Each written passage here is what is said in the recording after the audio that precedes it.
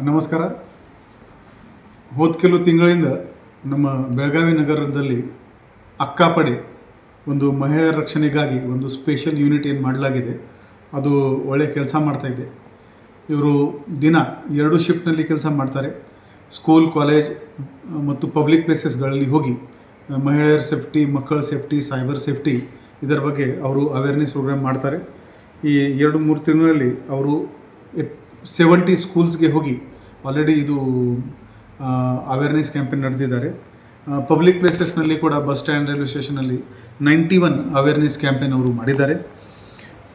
ದಿನಾಂಕ 3ನೇ ಏಪ್ರಿಲ್ರಂದು ಒಂದು ದಿಲ್ಲಿಯಿಂದ ಒಂದು ಲೇಡಿದು ತಂದೆ ಕಾಲ್ ಮಾಡಿದರು. ನನ್ನ ಮಗಳನ್ನು ನಮ್ಮ ಹಳೆಯ ಒಂದು ಮನೆಯದು ಕೋಣೆಯಲ್ಲಿ ಕೂಡ ಹಾಕಿದ್ದಾನೆ, ಮೊಬೈಲ್ ಕೂಡ ಕಿತ್ಕೊಂಡಿದ್ದಾನೆ, ಅವರಿಗೆ ಕಾಂಟ್ಯಾಕ್ಟ್ ಮಾಡೋಕ್ಕೆ ಬಿಡ್ತಾ ಇಲ್ಲ, ಹೊಡೆಬಡೆ ಮಾಡ್ತಾ ಇದ್ದಾನೆ, ದಯವಿಟ್ಟು ನಮಗೆ ನೀವು ಕಾಪಾಡಬೇಕು, ನಾವು ದಿಲ್ಲಿದಲ್ಲಿ ಇದ್ದೀವಿ, ನಮಗೆ ಬರೋಕ್ಕೆ ಟೈಮ್ ಆಗುತ್ತೆ ಅಂತ ಮಾಹಿತಿ ನೀಡಿದರು. ಆ ಮಾಹಿತಿ ಸಿಕ್ಕಿದ ತಕ್ಷಣ ನಮ್ಮ woman police station inspector Shri Dilip Nimbalkar ಅಕ್ಕಾಪಡೆ ತಂಡನ್ನು ತಕ್ಷಣವೇ ಅಲ್ಲಿ ಕಳಿಸಿದರು.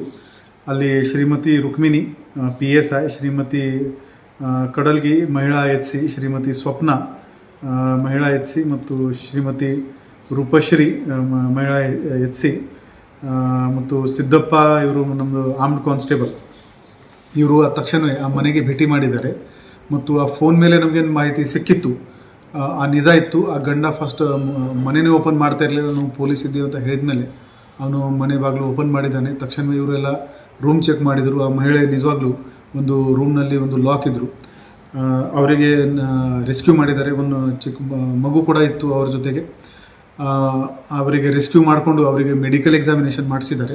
ಆ ಮಹಿಳೆಯರಿಂದ ದೂರ ತಗೊಂಡು ಒಂದು ಕಂಪ್ಲೇಂಟ್ ತಗೊಂಡು ಈ ಅವ್ರ ಗಂಡನಿಗೆ ಕೂಡ ಇವರು ವಶಕ್ಕೆ ಪಡೆದುಕೊಂಡಿದ್ದಾರೆ.